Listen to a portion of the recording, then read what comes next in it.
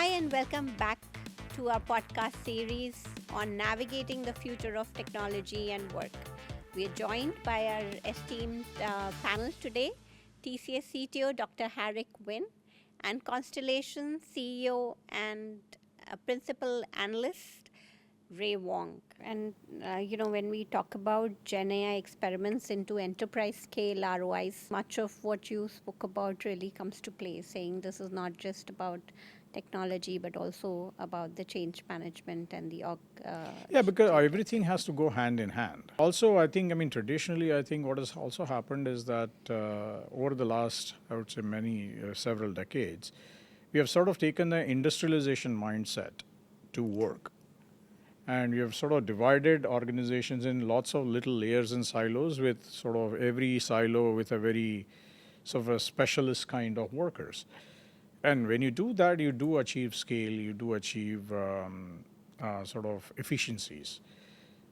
The disadvantage, of course, is that you lose end to end because everybody is a little layer and silo.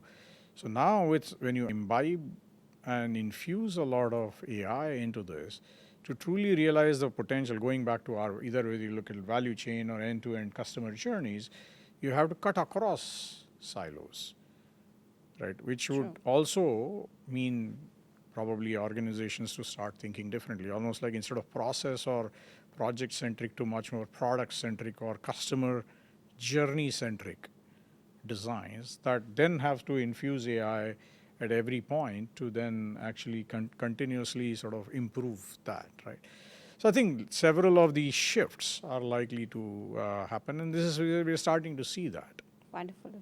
How are leading organizations designing long-term innovations, or Ray, as you say, continuous innovation? I think it comes down to a concept we've been calling data in companies. It's our ability to actually use those data sets, not only the unique data sets that a company has, the data plus the networks that are built into those data sets, the ability to take longitudinal data, to be able to create derived data, and the ability to actually create new types of business models off that data.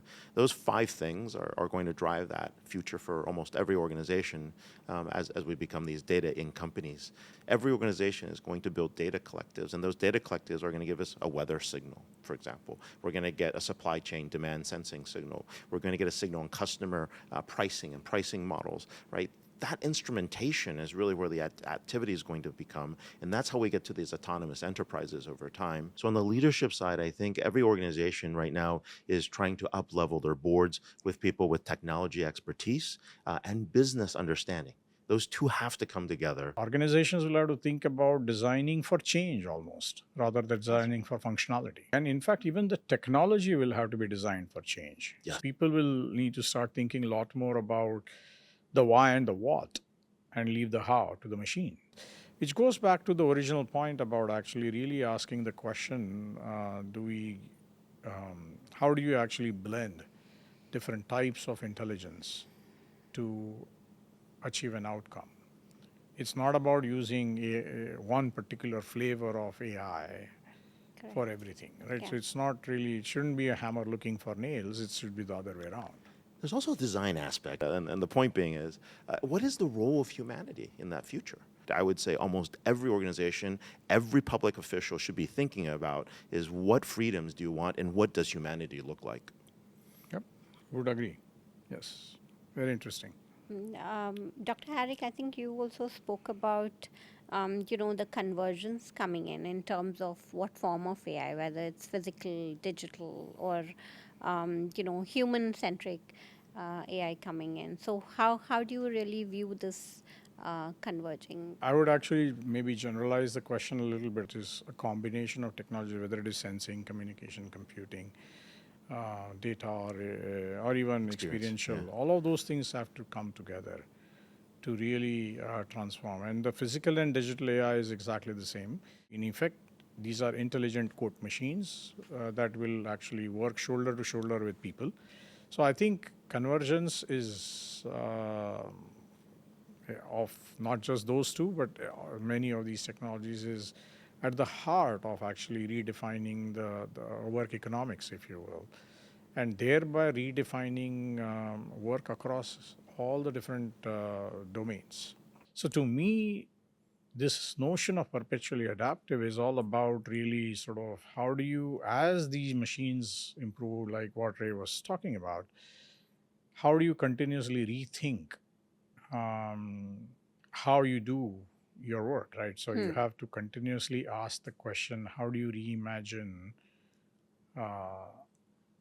not just the ways of working, but also the value that you are generating? And every organization will have to ask that on a continuous basis for them to lead, right? I mean, I keep saying that only the dynamic will survive. The dynamic to me is organizations which will sort of master the art of inventing and adopting work next practices, not best practices. When we really start thinking about what the race is here, I realized the battle here was not about the things that we were talking about in technology. The battle is to get to clean, reliable, abundant energy.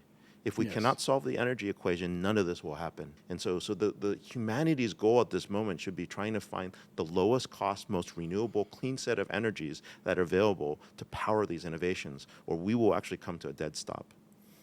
Yeah, it's interesting. I think, in fact, so one of in the whole energy area, what we are also realizing is that we are rapidly going towards a model where everybody is becoming a prosumer of energy, right? Everybody is actually producing as well as consuming, which means that the entire traditional linear energy chain is getting disrupted to what I would call as more almost like an internet of energy, where everybody is going to actually will do a peer-to-peer exchange of energy. But I think that whole notion of how do you actually now manage energy as an important asset is going to become an interesting problem for every enterprise, for every household. It's country level. At a country National level. security level, too. Yes.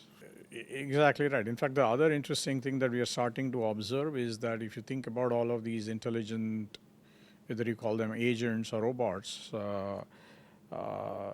any situation or any actual real deployment will have hundreds or thousands of these little things coexisting and cooperating with each other, along with people.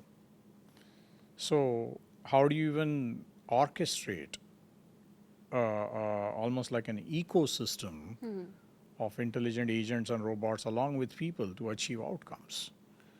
Is an absolutely new set of opportunities that are going to unfold in front of us. I would re-emphasize the point that I think Ray made, which is that bringing the context of business together with technology is very important, and that is what I think the leadership of every organization needs to do, because I think the technology will help redefine business, and the reverse is also true. That future of business will actually create the need for future technology. For those tuning in, I hope this really gave you a fresh perspective on where the future of technology and future of work is heading and helped you cut through the noise. Thank you once again, Dr. Harrick. Thank you, Ray, for joining us. No, thank you Thanks, for Ray, the honor. for taking the time. This is fantastic. We got to do this more often. Yes.